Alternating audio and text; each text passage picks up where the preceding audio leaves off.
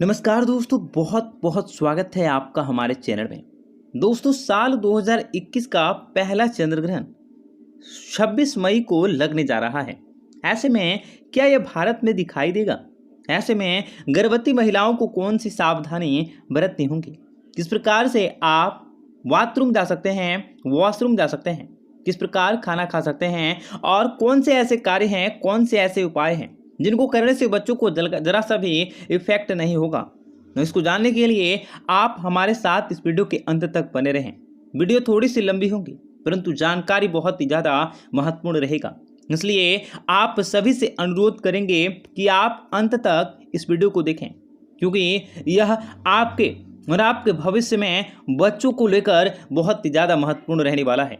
मित्रों, साल 2021 का पहला चंद्र ग्रहण 26 मई को लगने वाला है। ऐसे में यह चंद्र ग्रहण वैशाख पूर्णिमा पर पड़ रही है। ऐसे में यह कौन कौन से दिखाई देने वाला है? सबसे पहले चंद्र ग्रहण का समय जान लेते हैं।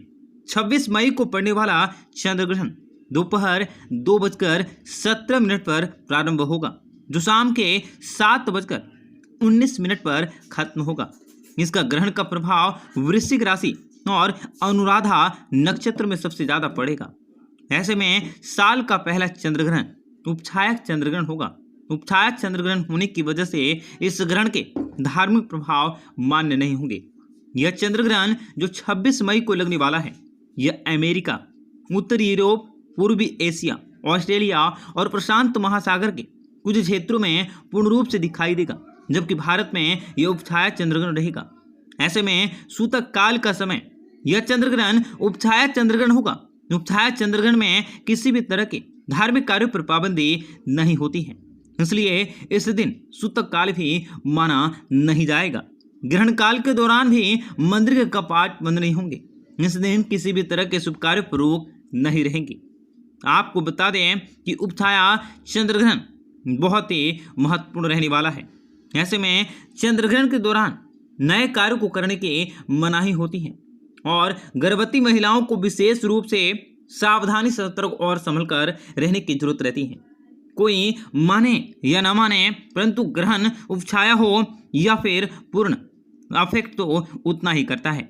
ऐसे में आप लोगों को कौन सी सावधानी बरतनी है, आइए जान लेते हैं। दोस्तों, ग्रहण काल में खाना पीना, शोर मचाना या किसी भी प्रकार का शुभ कार्य करना जैसे पूजा पाठ आदि नहीं करना चाहिए।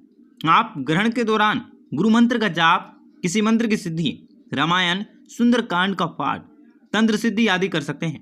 सूतक लगने के बाद से ही गर्भवती स्त्रियों को घर से बाहर नहीं निकलना चाहिए, यहाँ तक कि आप घर के 4 दीवारी में रहें।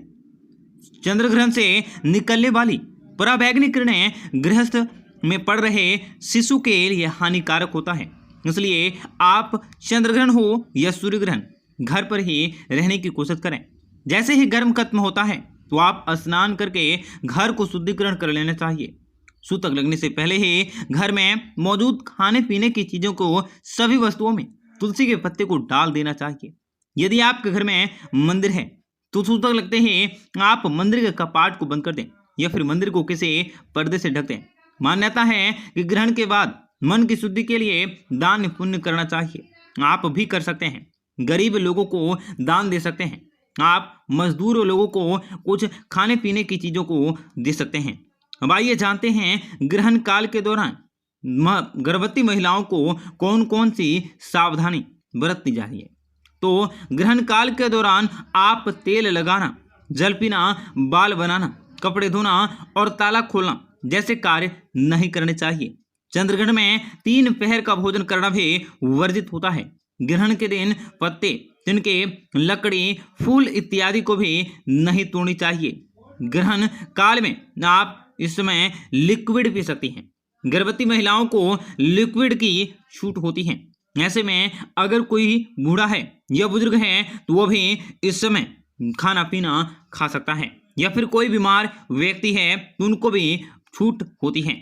हिंदू पौराणिक कथाओं के अनुसार गर्भवती महिलाओं को चंद्रग्रहण के दौरान अंदर रहना चाहिए, क्योंकि ऐसा माना जाता है कि इस दौरान घर से बाहर निकलना हानिकारक है। हालांकि इसके लिए आपको विशेष सावधानी बरतनी होंगी।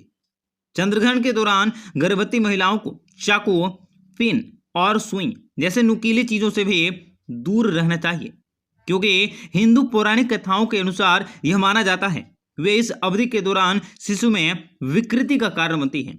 ग्रहण के दौरान चाकू, कैंची, ब्लेड और सुई जैसे किसी भी काटने वाली वस्तुओं का उपयोग नहीं करना चाहिए।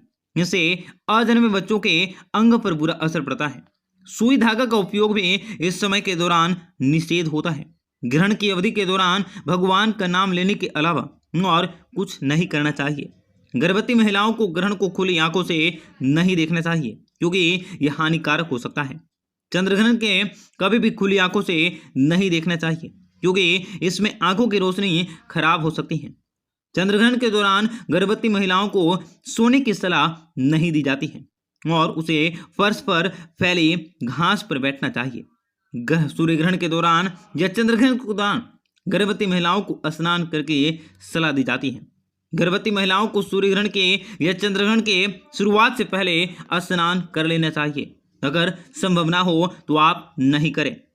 गर्भवती महिलाओं को अपने बच्चों को सुरक्षित रखने के लिए महामृत्युंजय मंत्र या संतान गोपाल मंत्र या सूर्य मंत्र या विष्णु मंत्र या चंद्र मंत्र का जाप करना चाहिए।